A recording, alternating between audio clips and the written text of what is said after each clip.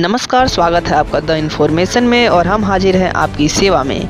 Corona virus ने जब America में तबाही मचानी शुरू की तो राष्ट्रपति डोनाल्ड ट्रंप ने इसे चाइनीज़ वायरस पुकारते हुए आरोप लगाया था कि यह कुदरती नहीं मानव निर्मित वायरस है, जिसे बीमारी फैलाने के लिए चीन में जेनेटिक इंजीनियरिंग से जानबूझकर तैयार किया गया, अथवा यह वुहान इंस्टीट्यूट ऑफ वायरोलॉजी की प्रयोगशाला से दुर्घटनावश फैला होगा। हालांकि अब तक हुए शोधों में इसके मानव निर्मित वायरस होने से इनकार किया गया है, लेकिन अगर इस महामारी के पीछे जेनेटिक इंजीनियरिंग नहीं थी तो भविष्य में ऐसा होने से इनकार भी नहीं किया जा सकता है। जी हाँ, ऐसा भविष्य में होने से इनकार भी नहीं किया जा सकता है। कोरोना ने जिस तरह पश्चिम अर्थव्यवस्थाओं को घुटनों पर ला दिया है, दुनिया भर के तानाशाह जान चुके हैं कि वायरस परमाणु मिसाइलों से भी अधिक विनाशकारी हो सकते हैं। इसके लिए अधिक चिंता की बात यह है कि अब एक रोग को जन्म देने वाला वायरस तैयार करने के लिए किसी भी भारी भरकम सरकारी प्रयोगशाला की ज़रूरत भी नहीं है।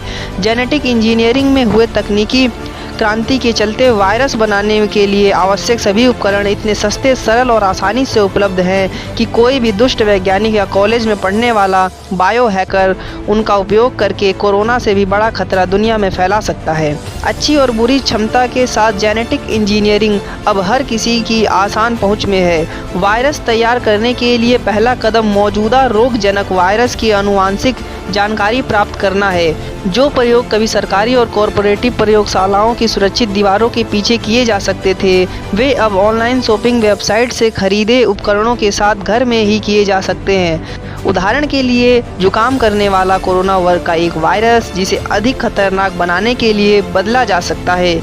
किसी समय वायरस की आनुवांशिक जानकारी प्राप्त करने पर करोड़ों रुपए और वर्षों का शोध करना पड़ता था, वहीं अब इसे कुछ हजारों रुपयों में ऑनलाइन हासिल किया जा सकता है।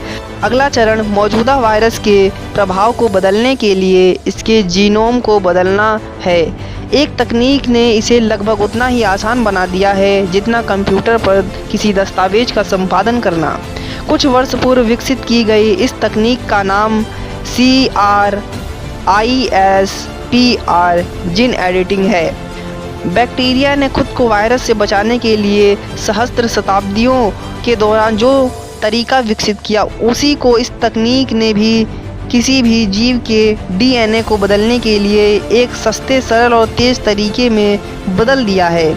पहले जहां DNA के साथ प्रयोग करने के लिए वर्षों का अनुभव, अत्याधुनिक प्रयोगशालाएं और करोड़ों अरबों रुपयों की ज़रूरत होती थी, वहीं CRISPR जीन एडिटिंग ने इसे बेहद आसान बना दिया है। अब इंटरनेट पर कुछ हज़ारों रुपयों में RNS का ऑर्डर देना और कुछ केमिकल्स और एंजाइम खरीदने की ज़रूरत है। चूँकि यह सब इतना सस्ता और आसान है कि दुनिया भर में हज़ारों वैज्ञानिक CRISPR आधारित परियोजनाओं का प्रयोग कर रहे हैं, जिसमें से बहुत ही कम किसी जिम्मेदार संस्था के नियंत्रण में है, क्योंकि नियामकों को भी अब तक यह समझ नहीं आ पाया है कि अचानक से कैसे यह संभव हो गया है। चाहिए तो यह था कि सभी देश अपने यहाँ इस तकनीक के खुले प्रयोग तथा RNA सीक्वेंस को बेचे जाने पर रोक लगाते तथा इस संबंध में मिलकर नीति तय करते, परंतु अभी तक ऐसा नहीं हुआ है।